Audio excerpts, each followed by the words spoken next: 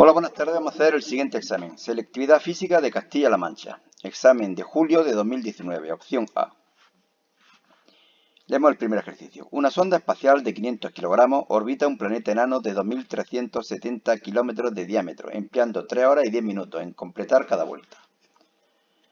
La lectura del radar de la sonda indica que la altura del vehículo sobre la superficie es de 215 kilómetros. A.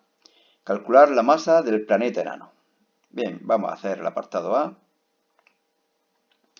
Bueno, estos son los datos. La masa del satélite 500 kilogramos, el radio de órbita 1400 kilómetros. ¿De dónde sale este 1400? Bueno, os lo explico en un momento.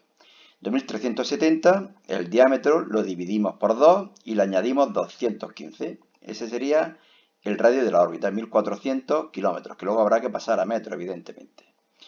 El periodo nos dicen que es de 3 horas y 10 minutos. Lo paso a segundos y son 11.400 segundos.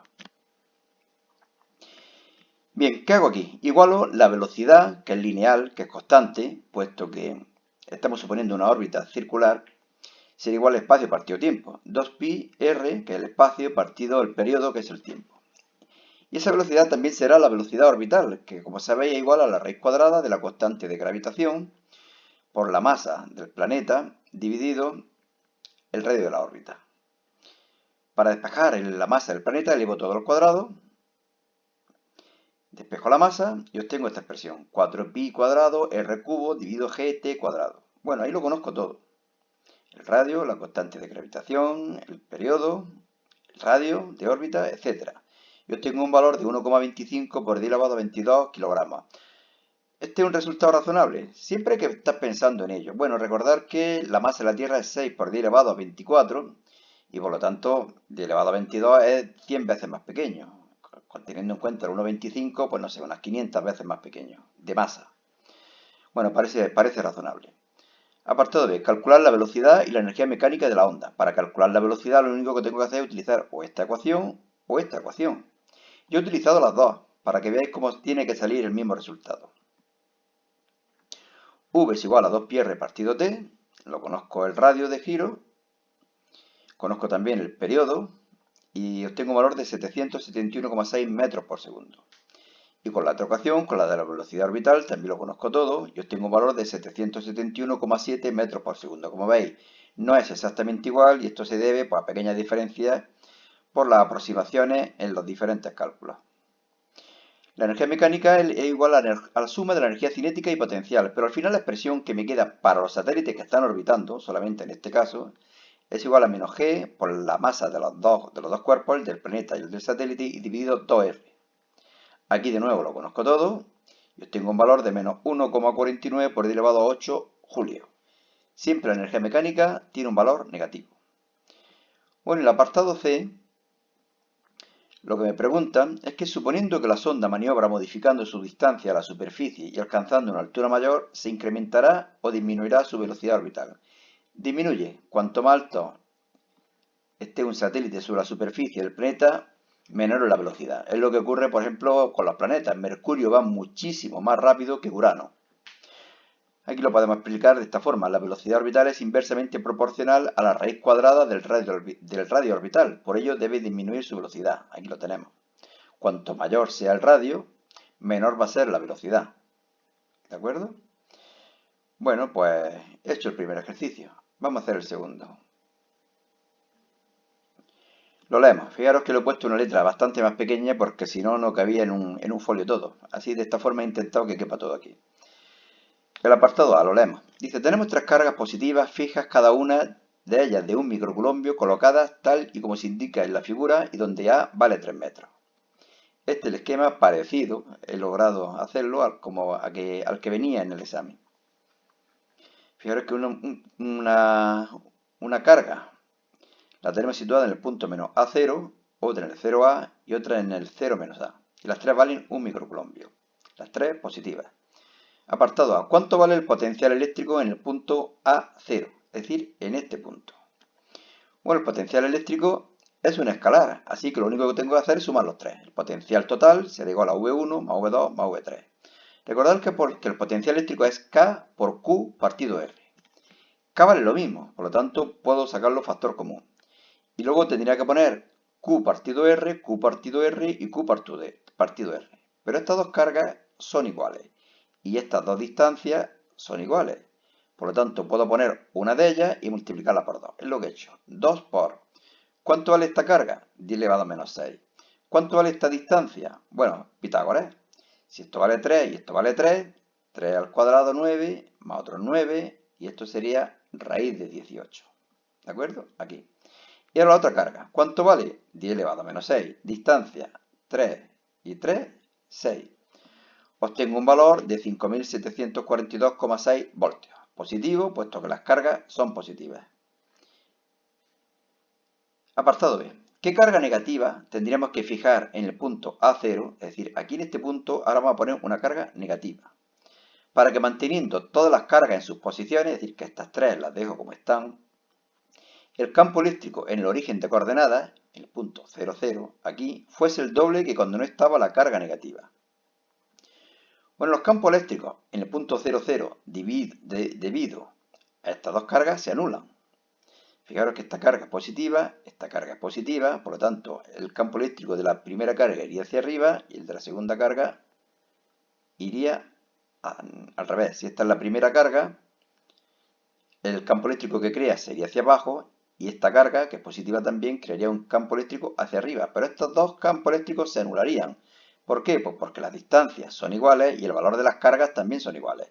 Por lo tanto, estas dos no las voy a tener en cuenta, ¿de acuerdo? Aquí voy a tener que colocar una carga que cree un campo eléctrico hacia la izquierda, para que sea el doble que era antes. Fijaros que aquí tengo una carga positiva.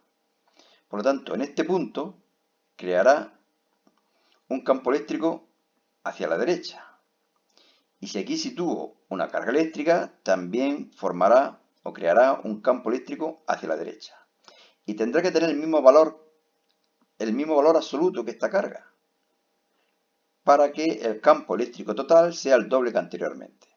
Por lo tanto, esta carga, aquí lo explico, tendrá que valer lo mismo que la que hay aquí, es decir, 10 elevado a menos 6, pero en vez de ser positiva, como antes, ahora tendrá que ser negativa, y por lo tanto valdrá 10 elevado a menos 6.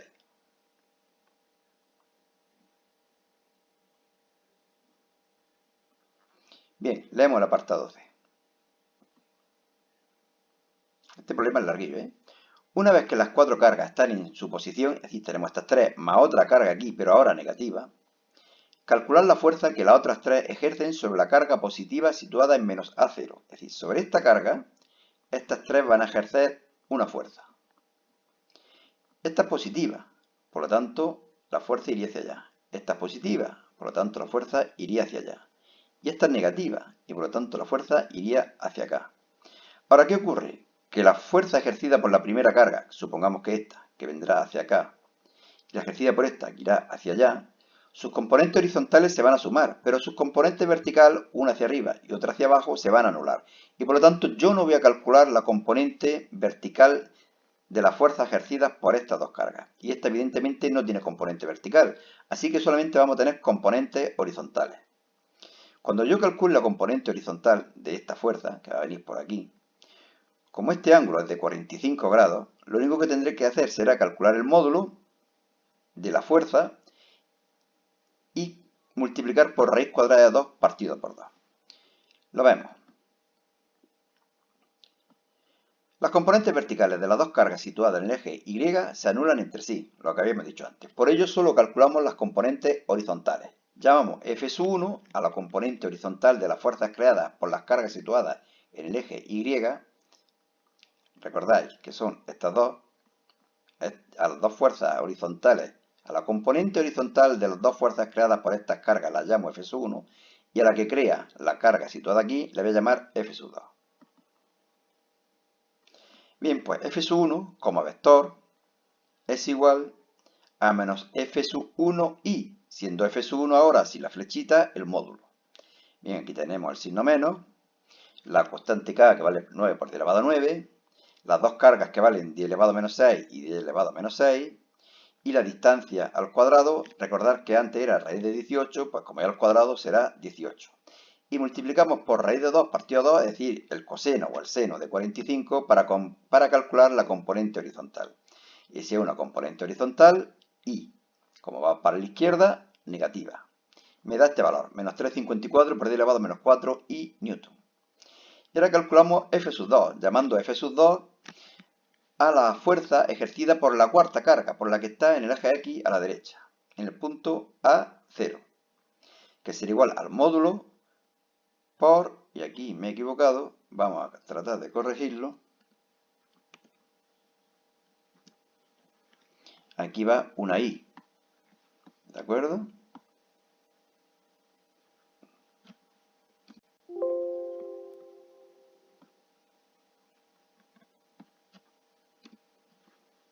Sí, aquí tenemos I, ¿de acuerdo? Me había equivocado aquí, pero aquí no.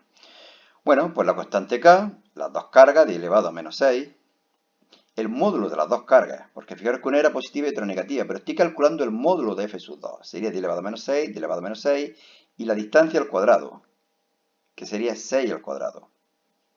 Me sale un valor de 2,5 por 10 elevado a menos 4 y newton. Y ahora lo único que tengo que hacer es sumar estos dos valores, pero el primero multiplicado por 2. ¿De acuerdo? Y me da un valor de menos 4,58 por 10 elevado a menos 4. Bueno, como veis, un problema tedioso, largo y con muchos cálculos que puede dar lugar a errores. Vamos a hacer el tercero. Me parece que a partir de ahora son bastante más fáciles. Fijaros este de aquí, que casi aquí se acaba. Nos dicen, un altavoz emite ondas sonoras de forma homogénea en todas direcciones. A cierta distancia del altavoz, la intensidad del sonido es I igual a 5 por 10 elevado a menos 6 vatios dividido en metro cuadrado. ¿Cuál es el nivel de intensidad sonora que corresponde a dicha distancia? Bien, lo único que tenemos que hacer es aplicar esta fórmula. Beta, que es el nivel de intensidad sonora, es igual, ya lo sabéis, a 10 por el logaritmo de I partido I sub 0. Aquí lo conocemos todo. I sub 0, que es la referencia de intensidad, que también me lo dan. O sea que lo conocemos todo y sale un valor de 66,99. Bueno, podríamos haber aproximado a 67. ¿Y qué me dice ahora el apartado B? Que qué nivel de intensidad sonora registraríamos si en vez de uno solo de los baffles, de los altavoces, hubiese 4 altavoces iguales a la misma distancia. Evidentemente, si tenemos 4 altavoces, la potencia será 4 veces mayor y por lo tanto también será 4 veces mayor la intensidad del sonido. Es decir, volvemos a aplicar todo igual, solamente que aquí ahora en vez de poner 5 por 10 elevado a menos 6, ponemos 20 por 10 elevado a menos 6. Nos da un valor de 73,01 decibelios, aproximadamente 73. Bien, pasamos a hacer el siguiente. El 4, también muy corto ya. Las estrellas son generadores de energía gracias a procesos de fusión nuclear. El principal de estos procesos, considerado globalmente, es el que combina 4 núcleos de hidrógeno para dar como resultado un núcleo de helio. Bueno, pues aquí tenemos la ecuación. 4 núcleos de hidrógeno produce un núcleo de helio. ¿Puede afirmarse que la suma de las masas de 4 núcleos de hidrógeno es mayor que la masa de un núcleo de helio? Pues sí, es cierto. Fijaros que nos están diciendo que se desprende gran cantidad de energía, es decir, que se genera gran cantidad de energía. Esa gran cantidad de energía que se desprende, que se genera, procede de una disminución de masa. Por lo tanto, la masa de los 4 núcleos de hidrógeno tendrá que ser mayor que la masa del núcleo de helio. Y por lo tanto, cierta la frase, verdadera. Pasamos a hacer el 5.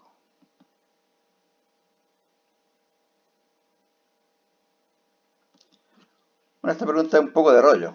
Nos dice que expliquemos brevemente qué es el trabajo de extracción en el contexto del efecto fotoeléctrico. Bueno, ahí lo tenéis. Solamente deciros, resumirlo, que el trabajo de extracción es la energía mínima necesaria para que se produzca el efecto fotoeléctrico. Solamente depende del metal y aquí lo que hago es relacionarlo también con la frecuencia umbral y poco más, ¿no? Aquí lo tenéis si queréis leerlo con más detenimiento. Leemos el apartado B. Tenemos un metal cuyo trabajo de extracción es 5,6 por 10 elevado a menos 19 julio. Se ilumina con una luz monocromática y se observa que la energía máxima de los electrones emitidos es de 1,82 por 10 elevado a menos 18 julio. ¿Cuál es la frecuencia de la radiación incidente? Bueno, pues utilizamos la ecuación de Einstein del efecto fotoeléctrico. Estos son los datos, trabajo de extracción y energía cinética. Y esta es la ecuación de Einstein. La energía de los fotones, que es igual a h por f, siendo f la frecuencia y h la constante de Planck, se invierte en dos cosas, en el trabajo de extracción, es decir, en arrancar los electrones y en comunicarle energía cinética. Aquí podemos despejar la frecuencia. Es igual al trabajo de extracción más energía cinética dividido en la constante de Planck. Lo conozco todo y obtengo un valor de 3,59 por 10 elevado a 15 hercios. Esa es la frecuencia de la luz utilizada. Como veis, facilísimo el problema. Y pasamos al último, el ejercicio 6. En el laboratorio de física tenemos una resistencia R conectada con una bobina tal y como se indica en la figura. Bueno, yo la figura la he hecho como he podido. Fijaros que la resistencia la he hecho con W. Explicar razonadamente por cuál de los siguientes procedimientos lograremos que circule una mayor corriente por la resistencia.